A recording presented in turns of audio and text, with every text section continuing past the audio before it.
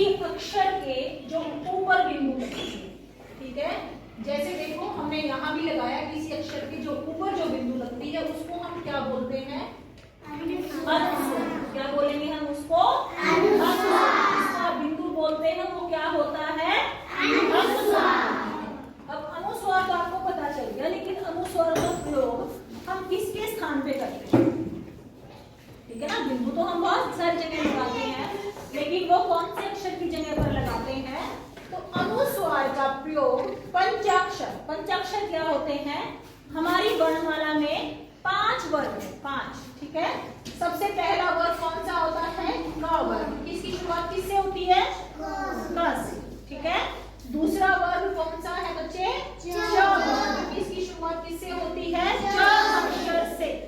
फिर है ट वर्ग, त वर्ग और प वर्ग, ठीक है। और पंचाक्षर हम किसको बोलते हैं? देखो हर एक वर्ग में कितने अक्षर हैं? 5। हर वर्ग में कितने अक्षर हैं हमारे पास? 5। और जो 5वां अक्षर होता है उसे ही हम क्या बोलते हैं?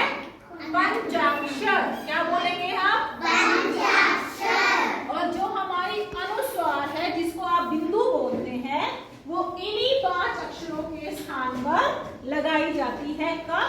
जब ये 5 अक्षर, जब इन 5 में से कोई भी अक्षर बिना स्वर के होता है, जिसको आप आधा बोलते हो, ठीक है, वही, ठीक है। जैसे हम पहला शब्द देखते हैं हमारा गंगा, ठीक है।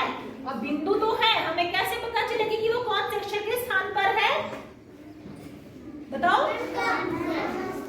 जिस 2 अक्षरों के बीच में, जिन 2 अक्षरों के बीच में हमें अनुस्वार की ध्वनि सुनाई देती है, अनुस्वार हमेशा पहले वाले वर्ण पे लगता है, ठीक है।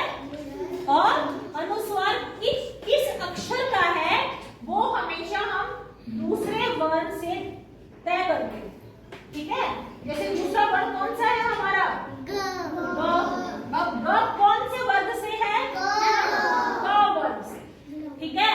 तो जो ये बिंदु है, ये क वर्ग के 5वें अक्षर की बिंदु है। ये 5वां जो अक्षर है वो बिना स्वर के है इसमें, और उसी के स्थान पर हमने क्या लगाया है? अनुस्वार। जैसे ग और ग बिना स्वर के, ठीक है। और गंगा, ठीक है।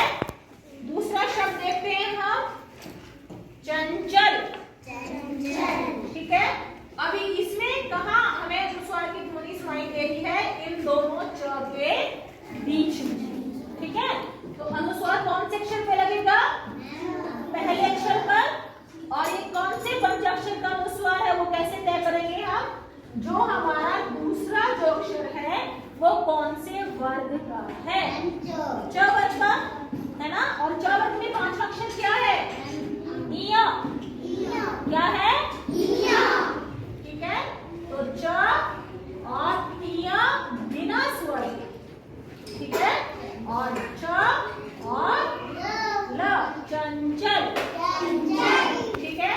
तीसरा शब्द देखो अभी, तीसरा शब्द है हमारा ठंडा।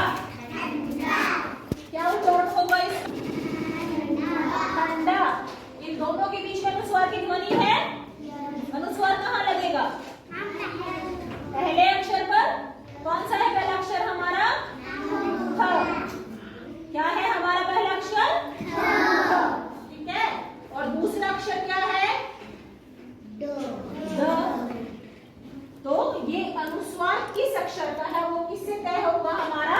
द से। द किस वर्ग में है? ट वर्ग में।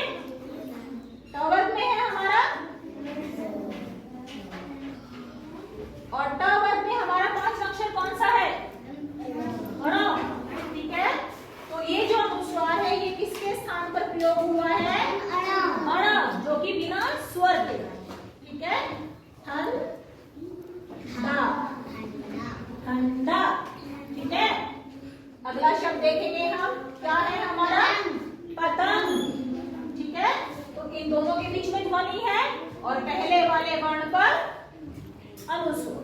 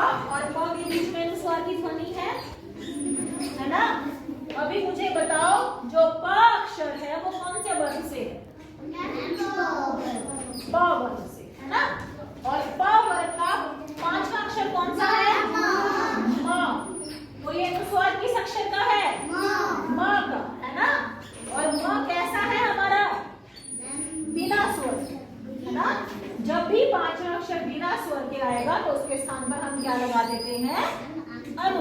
ठीक है, तो कम 5। ठीक है, म को बिना अनुस्वार क्या